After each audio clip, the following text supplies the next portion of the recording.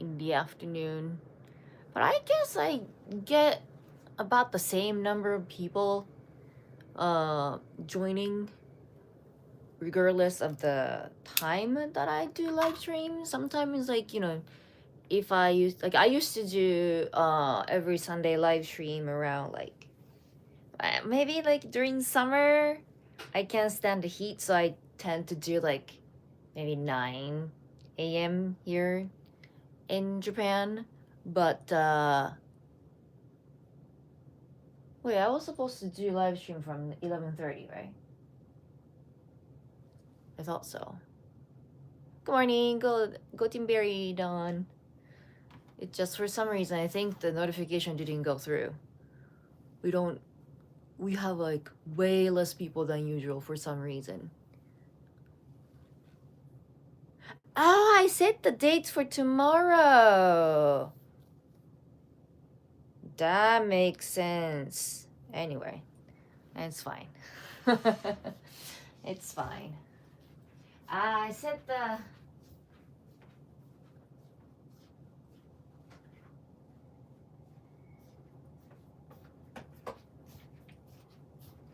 Makes sense. It makes sense. Yeah. That's completely my my fault that I started working on the thumbnail and everything. Shade of Chong, good morning, go Team Berry. Past midnight, and I thought that I'd check. Today's 23rd, right? Huh. I thought I picked 23rd. Because like when I did the setting for live stream, for some reason every time the date is off. Like when every time I set the date and time for the next day, but then like 2 days later or something, and I have to reset it every time. So it's not like something I wasn't familiar with that. But anyway, so we only have 2 more days actually. Today's Friday, and tomorrow is gonna be the members only sushi party. So today's the last day that I would do. Oh, and then I screwed up. Today's the last day that we do with everybody. 23rd. Oh, 23rd is a horsey.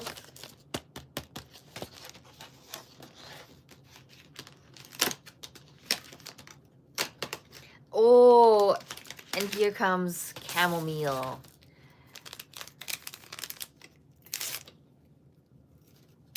I know chamomile is really good to relax, but I'm not a big fan.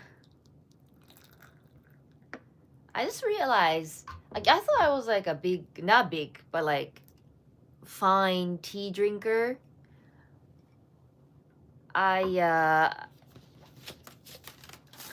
I started drinking coffee like maybe in college. I mean, like black coffee. Like I used to drink like sweet like Starbucks kind of coffee since I was like, middle school or something, because it's sweet, right? But and Japanese people are familiar and not familiar. They have like, I think they have tolerance against caffeine because we drink green tea from age 2 or something, and green tea has caffeine, and we drink green tea for every meal. And so I think caffeine doesn't really do much for Japanese people. That's why we didn't have decaf for a long time, and lately they started decaf, and then like it's like caffeine free everywhere, but they never cared before. So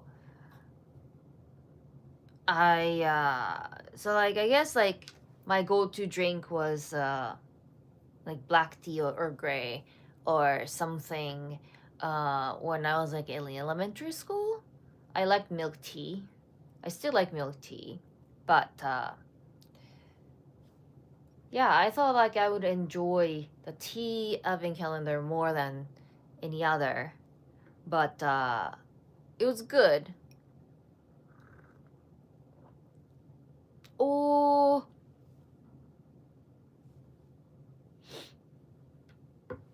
what is this? But I realized I don't like herbal tea. It's better than rose and hip. Rose hip and hibiscus. That was so sour. 23. What? 23.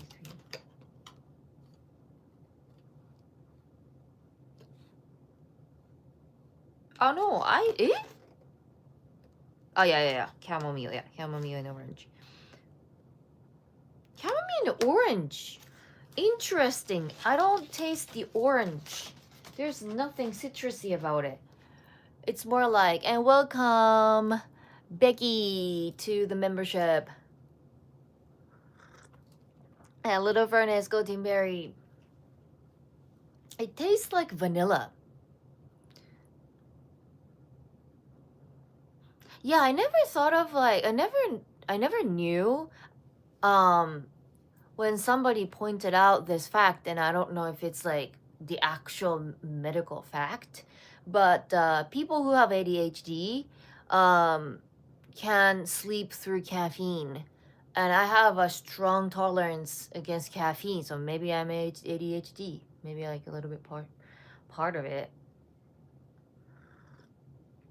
I don't know why I'm keep drinking this, but it's got like kind of sweet taste to it. So I thought it was like chamomile and vanilla.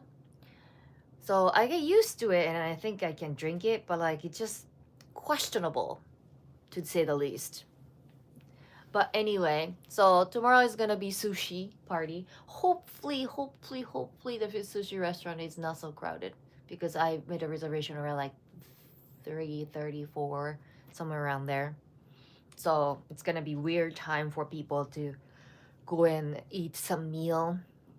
But still, it's sushi restaurant in Tokyo. So even though the quality isn't so great, people want to eat sushi anyway. So today's, oh, I forgot to take care of my Tamagotchi. My big Tamagotchi hasn't evolved yet. My mini one is again this Kuchipachi one. So from here, last time it became an octopus. So hopefully it'll become something else. There's like two versions of these. This is like teenage, and I am trying to get this Mimichi as an adult. But this is like perfect score. Like if you can take care of Tamagotchi almost perfectly, no mistake, then you can get this. But it doesn't evolve from this one. So since I got this one, there's no hope of getting Mimichi. It's very hard when you have a job, right? And the other one hasn't evolved yet either. It's still two heads up. Hello. There we go. It's got two faces. Not so cute. I'll clean the poop.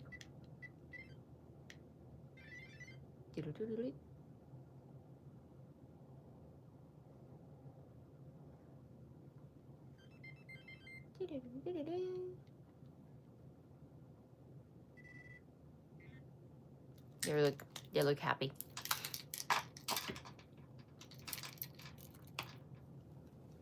Yeah, so when you especially like the original Tamagotchi, you don't have the function to hire a nanny or something like that.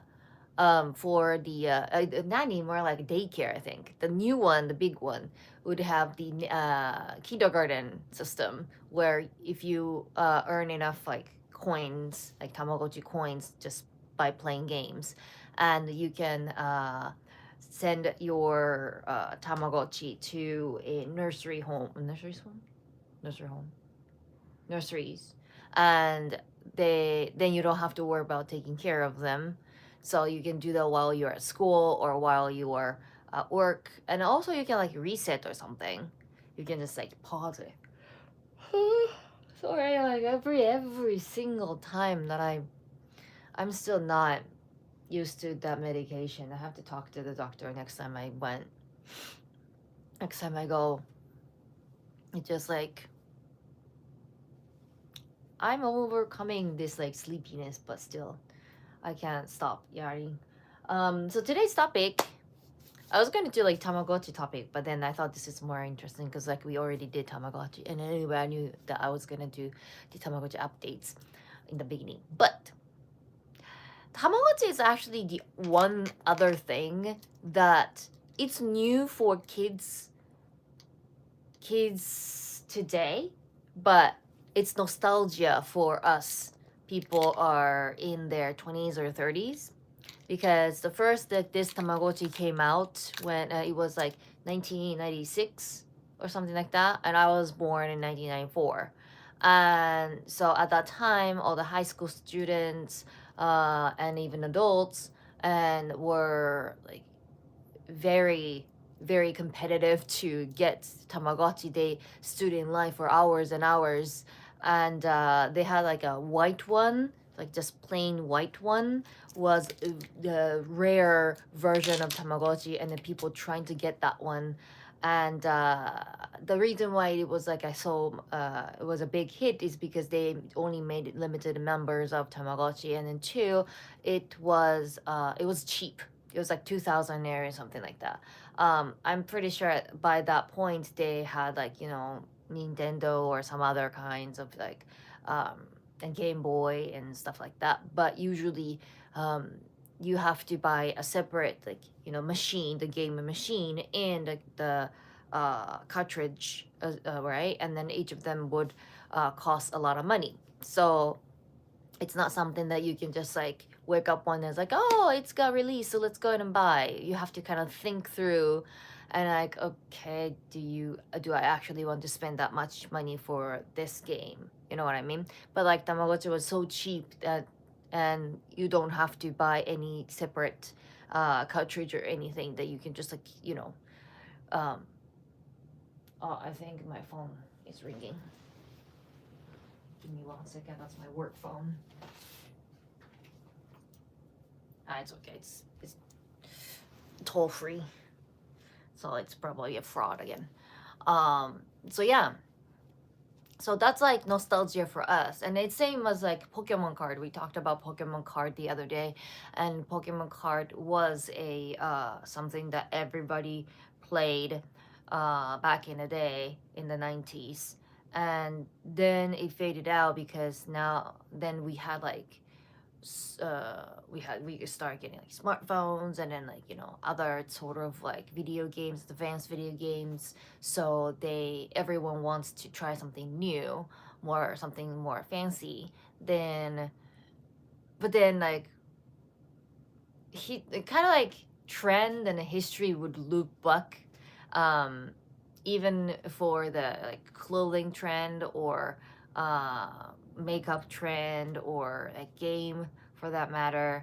And yeah, so then like Pokemon Go came out, and so the people in my age were so thrilled because that's our like childhood, right?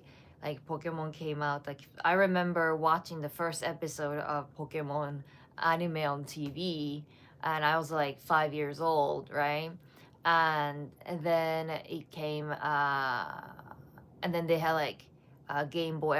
I wasn't. My parents didn't allow me to have any video games, so I didn't have Game Boy. But like my friends had, and when we hang out, and then used to play that, and then the Pokemon cards, right?